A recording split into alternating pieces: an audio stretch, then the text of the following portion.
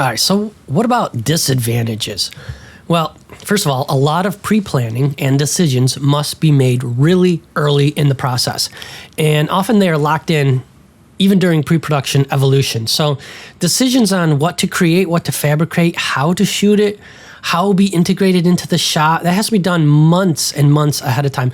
Miniature construction can be upwards of 4 to 6 months before the cameras even begin to roll on that actual effect shot. Who knows what this ship is called? Well, if you're a big fan of Star Wars, you would know that this is called the Tantive 4.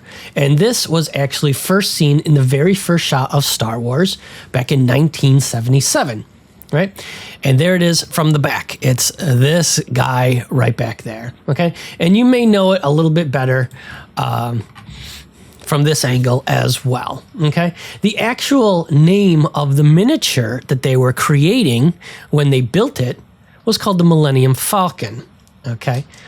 So you're probably saying, why? Well, there it is. There's George Lucas, and there's the Tantive 4, and here is, of course, the Millennium Falcon that we all know, love, and recognize. Here's another scale model of it back there. Well, what happened is this was originally what George Lucas wanted.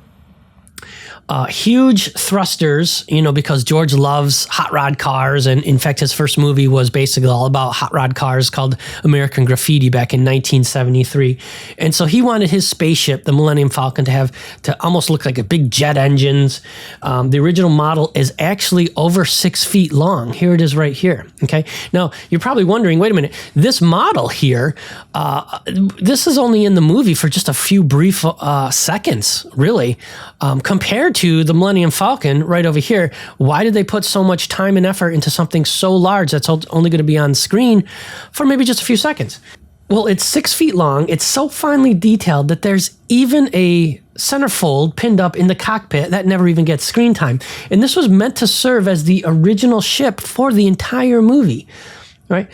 Well, an incredibly costly change that Lucas decided to go with this design of the Millennium Falcon, which is, if it's described by the people who actually designed it up, it is a hamburger with an olive on the side.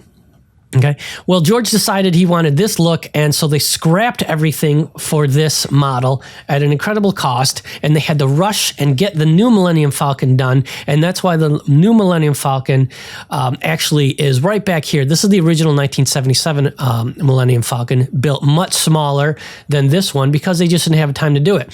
When the movie was, of course, a very big success in 1978, 79, when they were creating The Empire Strikes Back, they could go back and build the Millennium Falcon much, much larger.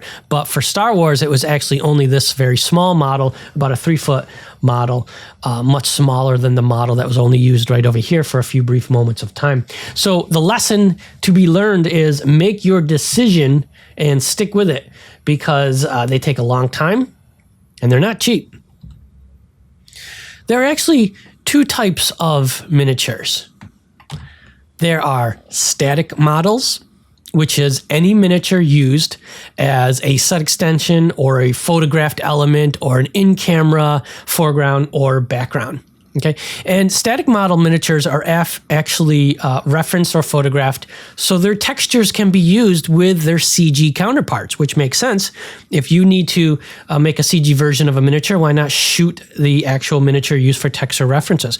These models tend to be smaller in scale due to the fact that they rarely interact with non-scalable elements. What does that actually mean? Well, here's a scale model, a miniature of the DeLorean time machine from Back to the Future. Okay, notice how small it is. It can be that small because it's not going to be involved in any shots that require water or fire. Now you might be thinking, wait, it does require fire, because when the time machine goes back in time, it leaves 2 trails of fire where the tire tracks were. But of course, those were added in optically later on. They didn't have to actually interact with the model. Here's another model that we talked a little bit about earlier. This is on the Warner Brothers Harry Potter Backlot Tour. This is, of course, Hogwarts. As you can see, when you would actually shoot this, you would put green screen or blue screen in the back. You don't obviously want the soundstage and all the set lights there. So then you could put a matte painting in back there for sunsets and clouds and Scottish hills and things of that nature. actually take a look at the size of this right over here. You see the people right over here. So it's actually quite huge. That's why we call it a bigature. Okay. Another model. I believe this is the League of Extraordinary Gentlemen. Very finely detailed. And here's a wonderful model if you recognize it from the Lord of the Rings. And there was a lot of model work done, miniature work done in that trilogy, as well as the Hobbit trilogy. Here's a wonderful model that I love taking a look at, a wonderful miniature. And this is actually from Weta Workshop, the same company that Peter Jackson started, that made Lord of the Rings and Hobbit and a few others. Adventures of Tintin. And this is the boat from the movie King Kong, the remake, of course. Of course, the original movie was made in 1933. Peter Jackson's remake, fantastic, wonderful film. You should check it out if you haven't seen it. Gorgeous detail in the miniatures. This one here, I believe, I'm not exactly sure where this one actually comes from, but it's just a beautiful example of a miniature. More Lord of the Rings right over here. The other type of models, of course, are called action models, and this model is designed to be destroyed. This model is blown up, usually via controlled explosions, air mortars, crushed, or used in stunts. And here, scale is very important because of the inclusion of what we call non-scalable elements that will be surrounding and interacting with that miniature: smoke, fire, water, right? You cannot shrink down smoke or fire, or water. You can, spray water in very fine mist, but a droplet of water you cannot control because that's just dictated by the physics of the real world. So if you're going to have fire, smoke, or water involved in your model, it has to be quite large so it doesn't look ridiculous.